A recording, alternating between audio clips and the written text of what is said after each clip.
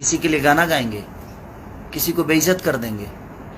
ये तो तो सभ्यता। काजल राघवानी फिर से खेसारी के ऊपर गाना गाई तो खेसारी हो गई गुस्सा। तो इसी के बारे में पूरी जानकारी देने वाला हूँ, तो इस वीडियो को लास्ट तक। उससे पहले एक रिक्वेस्ट है, अगर आप मेरे चैनल पर नए हैं तो इस चैनल को सब्सक्राइब कर दीजिए ताकि इसी तरह मैं जानकारी देता रहूं। तो मैं आप लोग को बता दूं कि काजल राघवानी डिफेंडर के बाद खेसारी लाल के ऊपर एक और गाना लाई है। तो मैं आप लोग को बता दूं कि काजल राघवानी खेसारी के ऊपर एक गाना गई है, जिस गाना का नाम है भाईचारा रे भाईचारा, जो कि पूरी तरह से खेसारी लाल के ऊपर टारगेट करके ये गाना बनाई गई है। और मैं आप लोग को बता देना चाहता हूँ कि काजल राघवानी खेसारी लाल के साथ बहुत बड़ा विवाद करना चाहती है, जो कि काजल राघवानी को तो फिल्म में काम मिल नहीं रहा है, तो अब काजल राघवानी खेसारी लाल को टारगेट करना चाहती है, जो कि इसीलिए बैक टू बैक खेसारी के ऊपर गाना गा रही है। और वही जब खेसारी टारगेट करेंगे तो काजल राघवानी का हो जाएगा बुरा। कंट्रोवर्सी में आना कभी ऐसा लगता है कि नहीं, और कभी इंटरव्यू के दौरान बोलती है कि खेसारी कंट्रोवर्सी करना चाहते हैं, लेकिन खुद विवाद में आना चाहती है खेसारी के ऊपर गाना गाकर।